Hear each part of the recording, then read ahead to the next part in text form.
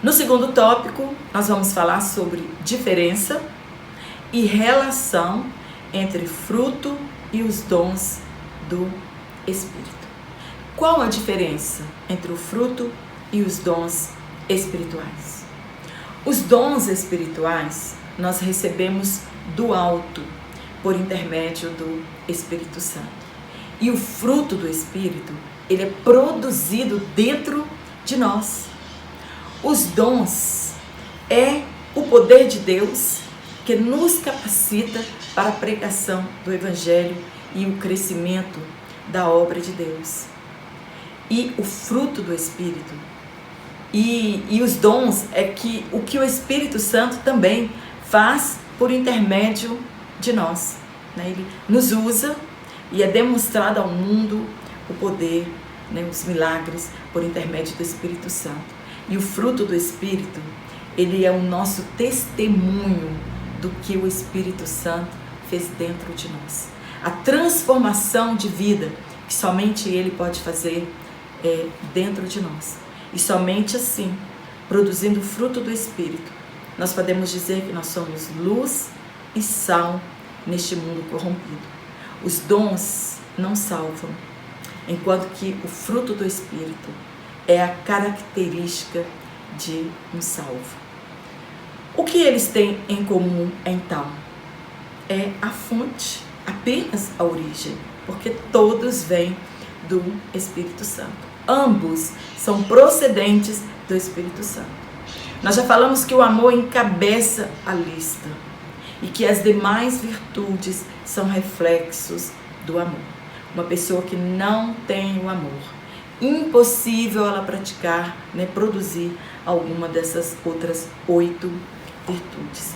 Paulo, em Gálatas, ele resume toda a lei no amor ao próximo.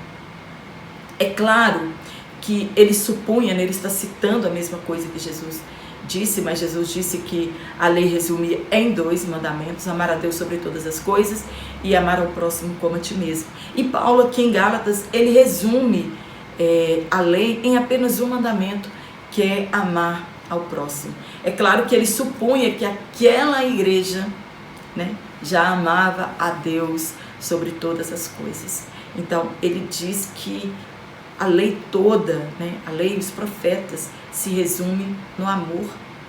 E a graça também, ela se resume no amor.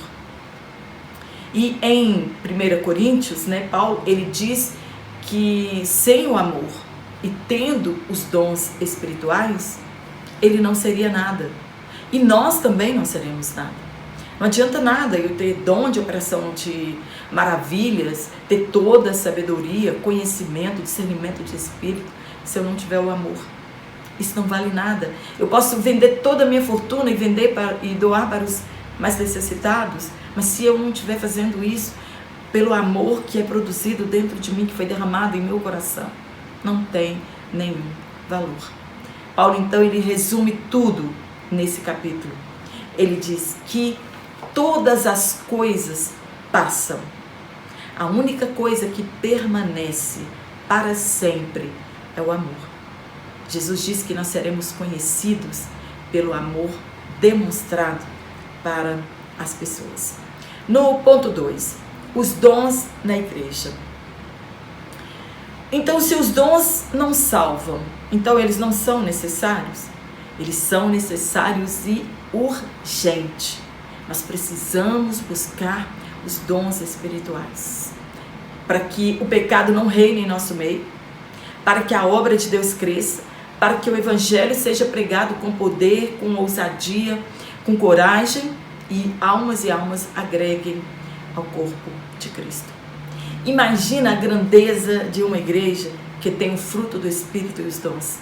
Imagina um cristão que tem os dons espirituais e também foi produzido nele o fruto do Espírito. Os dons, eles não podem ser desprezados por nós. Nós devemos buscá-los veemente, assim como nós devemos produzir o fruto do Espírito, é necessário os dons espirituais na obra de Deus. Se não houver os dons espirituais, o crescimento da igreja fica atrofiado. A igreja cresce, mas num ritmo muito lento. cresce, mas não na mesma proporção do crescimento inicial da nossa igreja Assembleia de Deus, lá em 1910, mais ou menos. O comentarista, ele compara os dons como um andaime em construção. A construção, né, as paredes, quando nós estamos levantando, chega a um ponto que ela precisa de um andaime. Se não tiver, as paredes não vão mais para cima, né? A obra vai ficar parada, porque o andaime ajuda, né, o crescimento de um edifício. E também, sem o fruto do Espírito, a igreja para de crescer. Porque o nosso mau testemunho, que está acontecendo muito hoje, afastam as pessoas do Evangelho. Ou nós abrimos brechas para que as pessoas desprezem o Evangelho de Jesus. Os grandes escândalos afastam muitas pessoas do Evangelho. No céu, nós não precisaremos dos dons espirituais. Somente aqui nós vamos precisar deles, mas somente com eles nós podemos enfrentar o maligno, as heresias, os falsos profetas e o pecado dentro da igreja.